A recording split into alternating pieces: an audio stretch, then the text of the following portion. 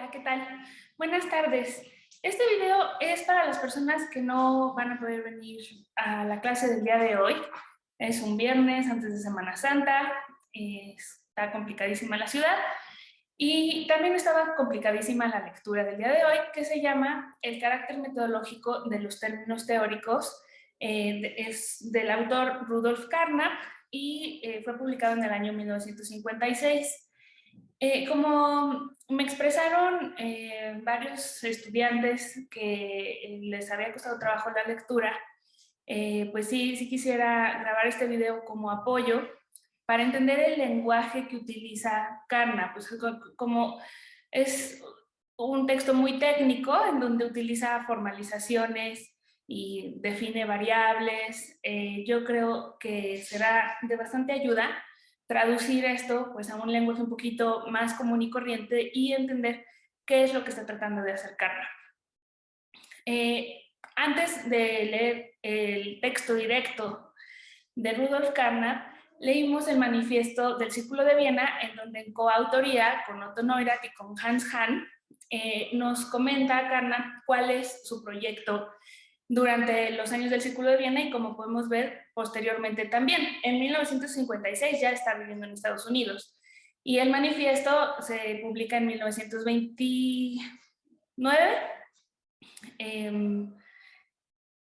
Bueno, el punto es que el proyecto de Carnap no va a cambiar. Va a ser empirista, lógico, y esto nos ayuda mucho para entender. El empirista siempre quiere que el conocimiento esté basado en la experiencia, que todo aquello que se afirme de tal manera que pueda contrastarse con lo que ocurre en el mundo, que se pueda diseñar un experimento para decidir si la afirmación es verdadera o falsa. Pero luego, bueno, también había muchas otras proposiciones en los libros de ciencia, en la óptica de Newton, en los textos de Galileo, los de Darwin, los de genética, química, que no parecían ser tan demostrables de manera directa, ¿no? Entonces, como Carnap y compañía estaban tratando de justificar el conocimiento y de crear un corpus de conocimiento bien aceptado, pues se ponen a analizar todo lo que se pueda de las afirmaciones científicas en todos los campos, ¿no? Ya habíamos dicho que también las ciencias sociales, no solo las naturales, o sea, afirmaciones de la economía, de la psicología, que es mencionada en este tema del día de hoy, de la biología, etc. Bueno, entonces voy a empezar a leer mis notas sobre el artículo de Rudolf Carnap para ir traduciendo o explicando qué es lo que está exponiendo aquí. La primera parte se llama Nuestros problemas. Y aquí, muy pronto, nos dice que uno de los principales problemas que le preocupan es el de establecer un criterio de significación para el lenguaje teórico. Esto se conoce en filosofía de la ciencia como criterio de demarcación. Por un lado, Carnap va a poner lo que tiene significado, lo que se puede conectar con el mundo empírico, y por otro lado, va a poner todo lo asignificativo, que es, por ejemplo, todo lo que se puede decir acerca de Dios, acerca de la emotividad, y a todo eso le va a llamar pseudoproblemas que no tienen una solución definitiva porque son subjetivos, ¿no? Pero existe todo un mundo empírico del objetivo y a eso sí le podemos dar un significado con el criterio que Carnap va a construir en este texto. Entonces, ¿qué está haciendo Carnap? Está resolviendo, o está ofreciendo su solución al problema de la demarcación entre lo que sí es ciencia y lo que es metafísica. Entonces, bueno, de las también primeras cosas que nos dice es que todo aquello que se dice en el lenguaje observacional tiene significado y que esto no es controversial, ¿no? Si yo digo aquí hay una pared de piedra pues no parece muy controversial que eso pueda o no pueda tener significado, pero las cosas se van complicando bastante más cuando nos referimos a términos teóricos en un lenguaje más abstracto generado en la ciencia y hablamos, por ejemplo, de campos electromagnéticos o de la función de onda psi que se utiliza en la mecánica cuántica para calcular estadísticamente en la época de Carnap, donde iban a caer, por ejemplo, un grupo de electrones que fueron disparados con un láser, ¿no? Estamos como en este contexto de siglo XX, ha llegado la mecánica cuántica, ha llegado la relatividad, hay bastante incomodidad epistemológica después de tantos siglos de mecánica newtoniana bien comprobada, y llegan estas teorías que no solamente nos demuestran que estaban equivocadas las anteriores en física, sino que además, pues, la incertidumbre es una parte medular de la mecánica cuántica, ¿no? Entonces, pues, digamos, este es un poquito el contexto en el que trabaja Carnap. Y entonces, estamos en la sección que se llama Nuestros problemas y ya vimos que un problema se llama el problema de la demarcación. Y nos dice que va a proponer dos criterios de significación. Uno, o criterios de significado. Aquí lo tradujeron como significación, pero también me voy a estar refiriendo a criterios de significado.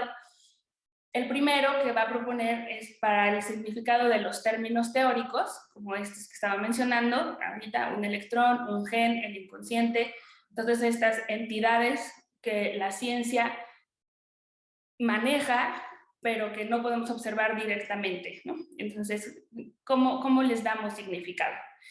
Y el otro criterio de significado que va a proponer es el de las proposiciones completas, oraciones bien formadas, digamos, gramaticalmente coherentes, que también es una cosa que deja muy clara, que tiene que estar bien formulada la proposición, y vamos a ver cuándo son significativas y cuándo no. Para leerles otro ejemplo, tenemos aquí una frase que nos dice: un meteorito causó la extinción de los dinosaurios. Y por otro lado, tenemos una frase de Newton que nos dice: el tiempo es infinito. ¿Cómo le hacemos para demostrar eso empíricamente? Frases mucho más claramente indemostrables serían todas las que pertenecen a la poesía o a filosofía de la moral, en donde, por ejemplo, o de la estética, tenemos esta proposición que dice: lo bello equivale a lo bueno, ¿no? Es el tipo de proposiciones que Carnap va a empezar a llamar pseudo proposiciones, porque no ve que se pueda aclarar a qué corresponden en el mundo para todos los sujetos por igual. Bueno, voy a pasar a la siguiente sección, que se llama el lenguaje observacional. Y no quisiera que este video quedara tan largo. Creo que lo voy a titular ¿Cómo entender a Carnap y no morir en el intento? Y quisiera como brevemente explicar qué onda con esto de los cálculos interpretados, del lenguaje observacional, del lenguaje teórico y de la relación entre estos dos. Como vimos, Carnap, Otto Neurath y Hans Hahn estaban inspirados en gran parte en el positivismo kantiano. Y no solamente de ahí tomaron el término antimetafísico, no solamente tomaron de ahí la importancia de la comprobación observacional, sino que también se les ve lo kantiano en el inmenso valor que dan a la lógica y a las matemáticas. Varios de ustedes ya pasaron por cursos en donde leímos a Kant y vimos que había ciertos juicios que son analíticos, que son verdaderos independientemente de la experiencia. Por ejemplo, A es equivalente a A, pues es algo que no necesita comprobarse experimentalmente para ser verdadero dentro de un lenguaje. Entonces, en estos lenguajes de la lógica, lo que sucede es que tenemos ciertas reglas y si se cumplen, todo funciona bien. Entonces, cuando pasamos a la física y a las demás ciencias empíricas, biología, química, medicina, etcétera, lo que queremos es volver a construir un lenguaje en donde el significado de cada palabra esté todo claro y las reglas de cómo se deben construir las proposiciones también estén claras. Entonces, eso es lo que está proponiendo Carnap para el lenguaje observacional y para el lenguaje teórico. Voy a poner un momento pausa y continuamos. Listo, es que traigo una alergia tremenda a la primavera y a cada rato estornudo. Entonces, ¿cómo dedica Carnap la segunda sesión de su artículo al lenguaje observacional?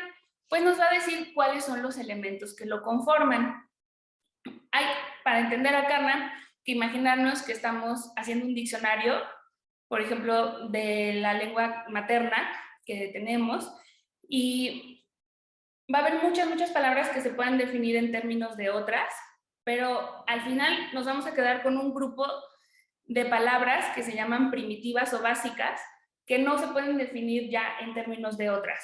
Ejemplo de eso son todas las conectivas lógicas y la negación, la confusión, la disyunción, todas estas conectivas lógicas forman parte como de lo más básico de un lenguaje.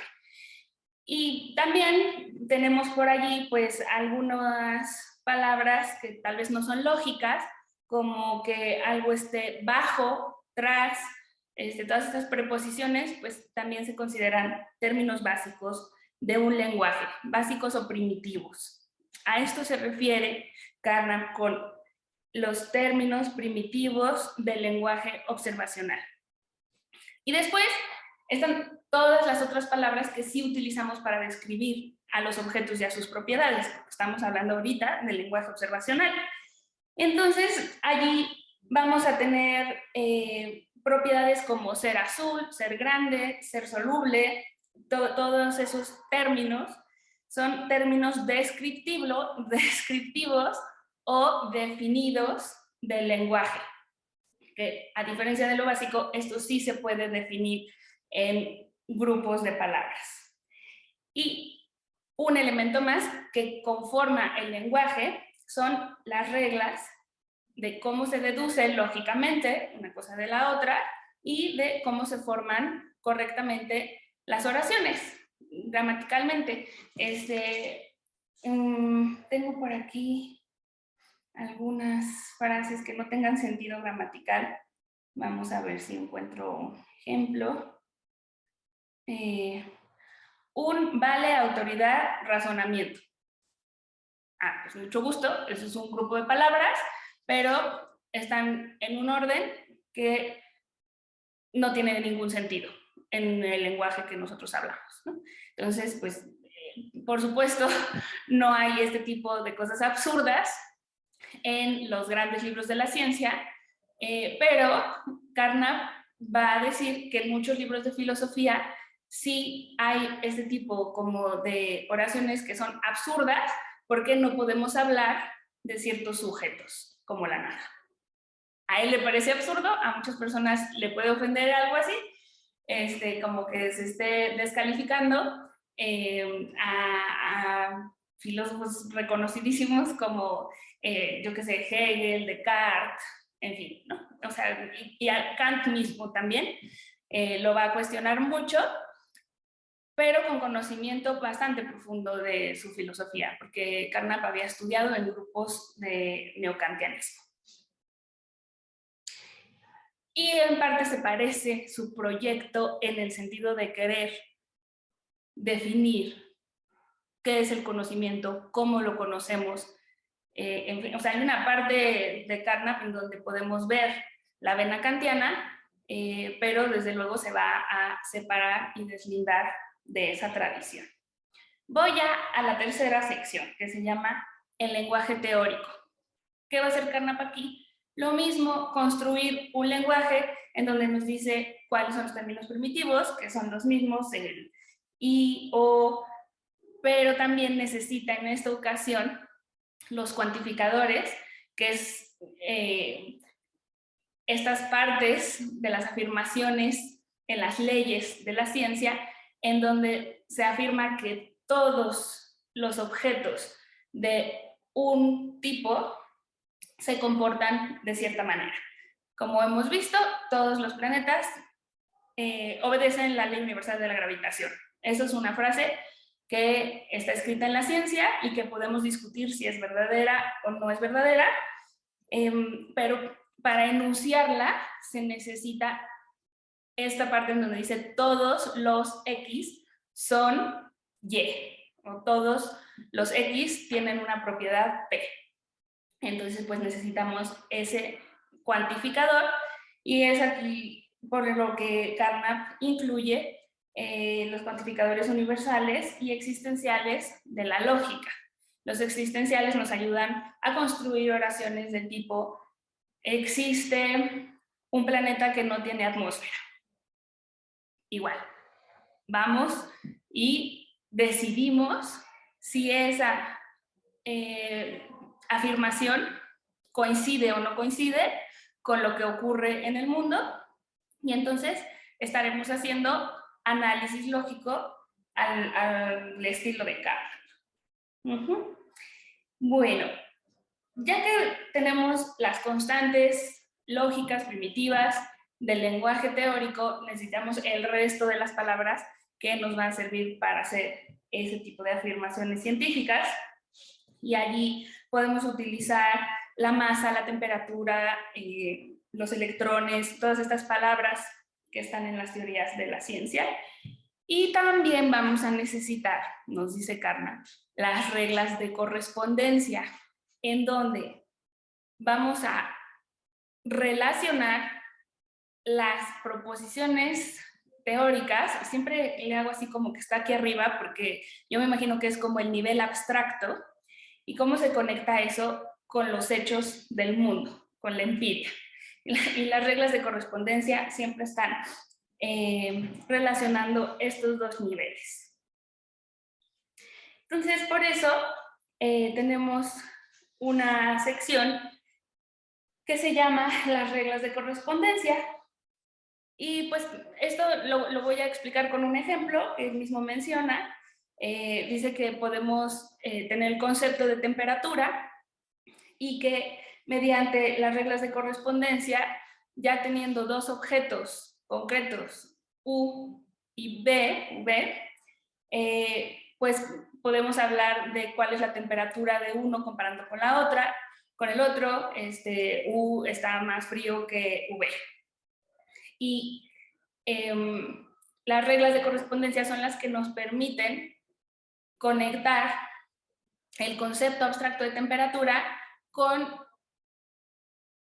proposiciones más cercanas a lo observable que nos permiten ir, ahora sí, a experimentar y comprobar nuestro conocimiento mediante las predicciones. A veces, durante el texto, Carnap utiliza la expresión de que algo esté interpretado parcialmente. Quisiera comentar que la interpretación es esta significación que adquieren los términos o las proposiciones teóricas por estar conectados con la empiria, en virtud de las consecuencias que podamos derivar de nuestras leyes científicas para hacer predicciones. En virtud de eso podremos decir que tienen significado o no. Entonces, lo que está pasando es que Carnap pues utiliza una serie de términos técnicos, ¿no? O sea, es como un vocabulario pues muy particular que solo él y sus amigos comprenden, pero lo que yo les quiero transmitir es que simplemente nos está diciendo lo que dije al principio del video, que es un empirista, y que para aceptar el conocimiento que va a estar expresado en un lenguaje, ese conocimiento tiene que poder contrastarse con la experiencia, tiene que poder demostrarse de alguna manera.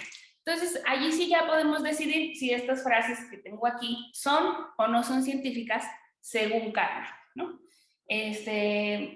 No sé, los enchufes trifásicos son más seguros que los bifásicos. O sea, todas estas son afirmaciones sobre el mundo y podemos decidir si son científicas o si son metafísicas, atendiendo a este criterio empirista del significado de Carnap.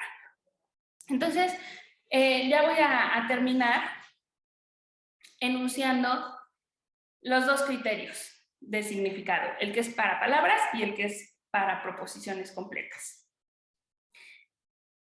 Sea M un término teórico que pertenece al vocabulario teórico en el lenguaje teórico y decimos que esa M tiene significado empírico si una proposición que lo contenga sirve para inferir una proposición en el lenguaje observacional.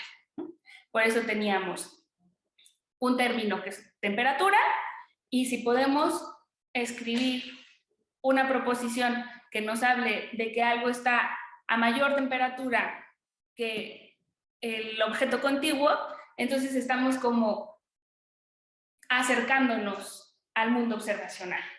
Y en virtud de eso, el término será significativo.